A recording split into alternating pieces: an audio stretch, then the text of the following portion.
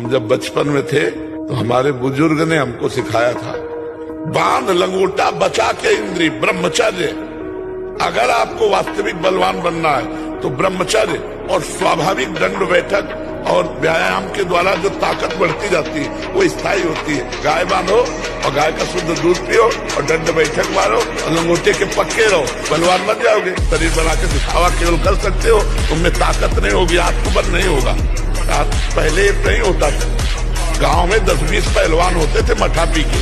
नहीं कि बाहरी चीजों से शरीर को फुलाना या बढ़ाना ये कोई पहलवानी नहीं है। अगर ब्रह्मचर्य है तो अग्निमय भूमि पे चलना हो तो कैसे चलेंगे, ऐसे उसकी चाल होने लगती है। इतनी तीव्रता, इतनी उज्ज्वलता, इतनी उसमें चेतना शक्ति जागृत होती है कि हर काम में उत्साह, रात दिन मेहनत करने पर भी कभी थकान नहीं, नींद न लेने पर भी प्रमाद आलस्य नहीं। बहुत से मान सद्गुण ब्रह्मचर्य में। आप शरीर पवित्र रख के देखो, 1 महीना झूठा मुंह मत रखना, शरीर पवित्र रखो और ब्रह्मचर्य रह के देखो, 1 महीने में आपको ऐसा लगेगा आप देवता है। हमारा नाम प्रेमानंद है, लेकिन ये नहीं जान सकते कि मैं कौन हूँ। मैं कौन हूँ तुम मुझे जान गए क्या? मुझे जान जाओगे तो कुछ जानने बाकी नहीं रहेगा भाई। अगर हमें तुम जान गए तो कुछ जानना बाकी नहीं रहेगा। तो इतनी बात तुम समझ लो, हमारा नाम प्रेमानंद है। महाराज इस बच्चे की मैं माता जी हूँ, इसके पिताजी नहीं है पिछले 4 साल से। तो ये बच्चा, इसका इलाज भी चल रहा है दिल्ली एम्स से, तो डॉक्टर्स ने मना कर दिया कि हमारे पास ट्रीटमेंट नहीं बचा है, वो इसको करंट के ऑर्डर्स कर दिए थे। ये बातें तो हम चीख चीख के पहले से बोल रहे हैं, जबकि हम तो भगवत मार्ग के प्रति की इस गंदी वार्ता को क्यों सुने, क्यों बोले। पर हमें लगता है हमारी नई पीढ़ी जो है इस गंदे आचरणों में ऐसे पहुंचती जा रही। आप सच्ची मानिए, यदि आप हस्तमैथुन करेंगे नई अवस्था में तो ब्याह होने के बाद आप गृहस्थी लायक नहीं रहेंगे, संतान उत्पन्न करने लायक नहीं रहेंगे, आपकी क्षमता नहीं रहेगी। अब देखो कह रहे हैं ना, बिना किसी कारण के मेरे पास बिना बात के डर लगता है। बच्चा, सारा खेल उसी का है। जब वीर है वो बल है, तो वो क्षीण हो गया तो मतलब हम जब जैसे सत्संग में बोलते हैं तुम्हारी कमर दर्द करेगी, तुम्हें चक्कर आएगा, तुम्हें घबराहट पैदा हो जाएगी, कोई कार्य करने की इच्छा नहीं होगी, तुम्हारे जरा सी बात सोच करके तुम घबरा जाओगे कई तरह, और लघु शंका को बैठोगे, जरा सा स्पर्श करोगे वीर निकल जाएगा, आपकी दुर्गति हो जाएगी। तो हम ऐसे थोड़ी बोल रहे हैं। हाँ, लेकिन अगर आप हमारी बात मानो तो अभी कुछ नहीं बिगड़ा है, सब ठीक हो जाएगा। स्वास्थ्य जो बनता है ना, वो पवित्र आहार और पवित्र विचार। देहाती भाषा में तुम्हें बता रहे हैं, अगर लंगोटी का कच्चा आदमी है तो कुछ भी करे वो उन्नतिशील नहीं हो सकता। तो लोगों की मान्यता है कि हम जैसे मांस खा करके, अंडा खा करके हम अपने शरीर को बलवान कर सकते हैं। नहीं, मोटी रोटी बढ़िया चूल्हे की सिक्की में और मठा शरीर में ब्रह्मचर्य, संयम और सात्विक भोजन में जो बल है वो गंदे भोजन में बल है। ये जो ऐसे बैठे और लार बह रही है, ये सब ब्रह्मचर्य वो एक तेजोमयी ज्वलंत शक्ति है। आग नहीं दिखाई देती जैसे, ऐसे ब्रह्मचारी आग होता है। आग दर्शन से, संभाषण से, स्पर्श से दूसरों के पाप नष्ट कर दे।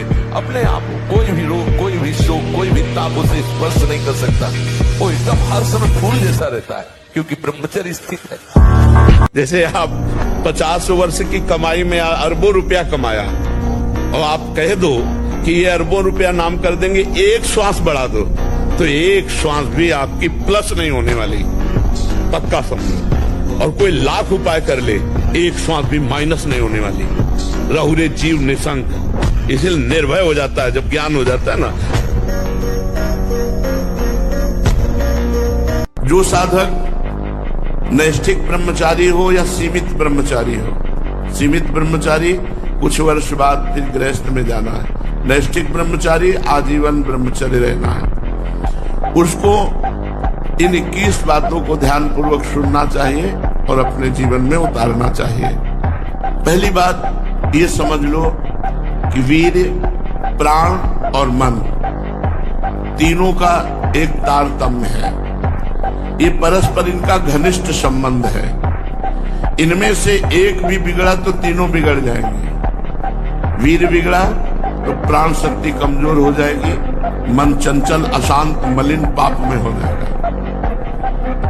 मन बिगड़ा तो आपके प्राण कमजोर हो जाएंगे, वीर स्तंभित करने की शक्ति नष्ट हो जाएगी, वीर रोकने की शक्ति नष्ट हो जाएगी। प्राण स्थूल हुए तो मन चंचल हो गया, वीर नष्ट। ब्रह्मचारी हो, बोले ब्रह्मचारी चश्मा लगा, ब्रह्मचारी ब्लड प्रेशर की गोलियां खा रहे, ब्रह्मचारी मच्छर नहीं उड़ रहे ऐसे, और ब्रह्मचारी लारबेरी नाम भले ब्रह्मचारी, भाई हमें तो नहीं पता कि ऐसा भी ब्रह्मचारी हो। ब्रह्मचारी मतलब ज्वलंत शक्ति।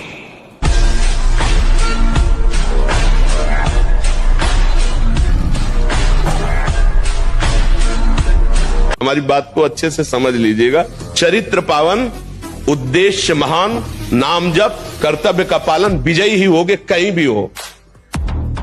परमार्थ के पथिक को ध्यान रखना चाहिए, कभी भी किसी को मैथुन धर्म से युक्त जो है उस दृश्य को नहीं देखना चाहिए, और ऐसे लोगों से अपना संबंध नहीं बनाना चाहिए, मित्रता नहीं बनानी चाहिए, सदैव अकेला रहना चाहिए और इंद्रियों को बहिर्मुख नहीं होने देना चाहिए। यदि संग करे तो भगवत प्रेमी महात्माओं का, नहीं तो एकांत में अनंत महिमाशाली प्रभु के नाम रूप का चिंतन करे। एक गांव के पढ़ा लिखा के लड़का को बड़ा ऑफिसर बनाया, और जब वो गए तो ऑफिसरों के बीच में बैठे थे, बोले हाँ बोलिए। उसके होश उड़ गए कि ना उठा ना पैर छुआ ना कुछ। तो उनके मित्रों ने कहा कौन है यार? अरे बोले हमारे गांव में घर का नौकर है। लौट आया, जब घर आया पैर छूने लगे, बोले नहीं नहीं, उस समय क्या हुआ था अपने अफसरों के बीच में, नौकर थे, कदापि घर में कदम में मत रखना, आज के बाद हमारे लिए तुम हो ही नहीं। चलिए तो हमारा पूरा जीवन लग गया नौकर बनकर के, तुम्हें पढ़ा लिखा के, और तुमने साबित कर दिया सबके बीच में कि नौकर हम हैं। पिता कह करके उठकर प्रणाम करने में तुम्हें शर्म लगी। तो आजकल कुछ ऐसी नई सोसाइटी है, नए बच्चे हैं, उनको लगता है बूढ़े बाड़ों को कहाँ खांसते हुए हम लिए घूमने। अब हमारा नंबर है कि हम बैल की तरह मेहनत करके कमाएं और अपने माता पिता को नए कपड़े पहनाएं, अच्छा भोजन पहनाएं, उनकी सेवा करें। कुसंग तो सर्वथा त्याज्य है, उसके लिए तो किसी भी तरह से स्वीकृति नहीं होनी चाहिए। ऐसी पढ़ाई क्या, ऐसी उन्नति क्या जिसमें हमारा ही सर्वनाश हो जाए। जो बच्चे हैं या बच्चियां अभी ज्ञान ही नहीं है कि हमारा जीवन क्या है, वो शराब पिए, ड्रग्स लें, हुक्का पिए, बॉयफ्रेंड गर्लफ्रेंड बेविचार करें, खुल्लम खुल्ला हमारा जीवन हम जैसे चाहे तैसे व्यतीत करें। ऐसे लोग तो दर्शन और संभाषण के भी योग्य नहीं, फिर हमारे आसन पे बैठ जाएं, हमारा संग करे तो हम कदापि स्वीकार नहीं कर सकते। हमें त्यागना ही है, दूसरा कोई शब्द नहीं। गंदे संग का त्याग करें, किसी भी तरह से स्वीकृत नहीं। सबसे बड़ा शत्रु है हमारा जो हमें गंदे आचरणों की तरफ प्रेरित करे। गलत आचरण नहीं करना हमारी यही सबसे बड़ी उन्नति है कि हम अपने आप को बचा लें। शराब मत पियो, नशा कोई मत करो, धर्म से रहो, जब तक ब्याह न हो ब्रह्मचर्य से रहो। वही हमारा मित्र है जो हमें अच्छे मार्ग पे चलाए। मुझे ऐसे मित्रों का संग नहीं करना चाहिए, वो परम शत्रु है, छुपे हुए माया ने मित्र भाव करके हमारे पास भेजा है, हमें बचना चाहिए।